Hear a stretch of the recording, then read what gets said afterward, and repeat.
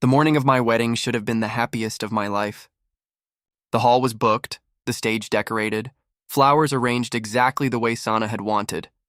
Relatives had flown in, friends were staying at hotels nearby, and everywhere I turned, people kept reminding me, today's the big day. But I woke up with a heaviness in my chest that I couldn't shake. Maybe it was nerves, maybe cold feet.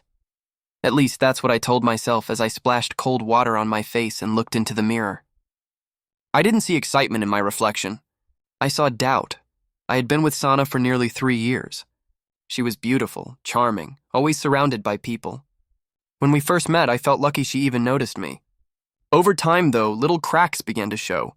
Late-night phone calls she brushed off as just a friend, sudden mood swings, and times she'd vanish for hours without explanation. Whenever I asked, she would smile and call me paranoid, assuring me I had nothing to worry about. Love makes you blind.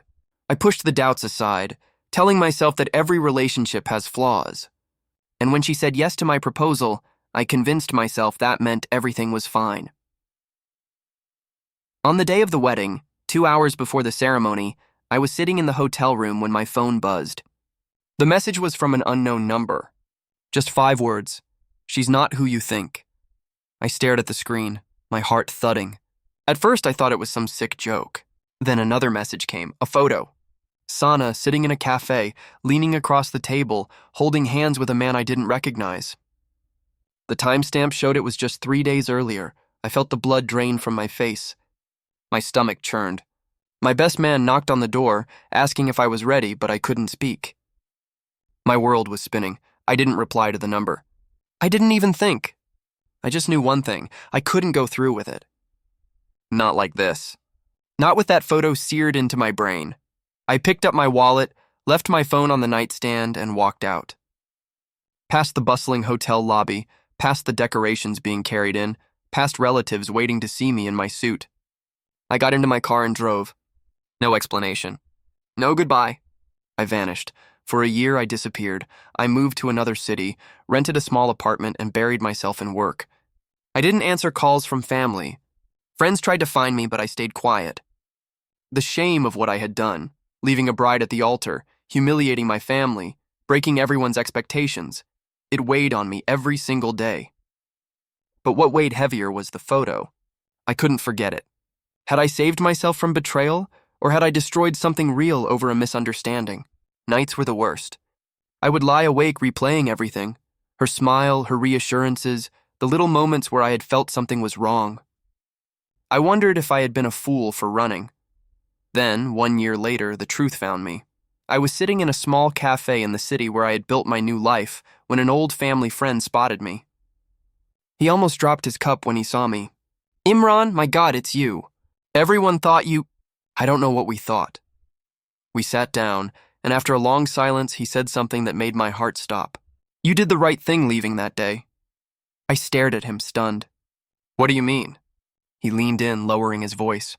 "You didn't hear? Sana left town about a month after the wedding collapsed. She ran off with that guy in the photo. They'd been together before the wedding. Everyone knows now. She was playing both sides. The words hit me like a thunderclap. For the first time in a year, my doubts were gone. The photo wasn't fake. The messages weren't lies. My instincts had been right all along. She had been unfaithful, even as we planned our wedding, even as she smiled at me in front of everyone. Relief flooded me, mixed with anger and heartbreak. I hadn't destroyed my life. I had saved it. That night, I went home and opened the box where I had hidden my old phone, the one I had left behind. The messages were still there. The faceless stranger who had warned me had saved me from tying my life to someone who never truly loved me. I never found out who sent them. Maybe it was a friend of hers who couldn't stand to see me fooled. Maybe it was the man himself marking his territory. Whoever it was, they gave me the truth I needed, even if it cost me everything. I never spoke to Sana again. I heard bits and pieces, that things didn't last with the man she ran away with, that she drifted from place to place. Meanwhile, I rebuilt myself slowly. I made peace with my family, explained the truth, and though it took time, they understood. Looking back, I realized disappearing was the only choice. I didn't walk away from love. I walked away from a disaster waiting to happen. I disappeared on my wedding day, and for a year I lived with regret. But when the truth finally reached me, I understood something vital. Sometimes your instincts are the only thing keeping you alive. And mine had saved me from a lifetime of betrayal.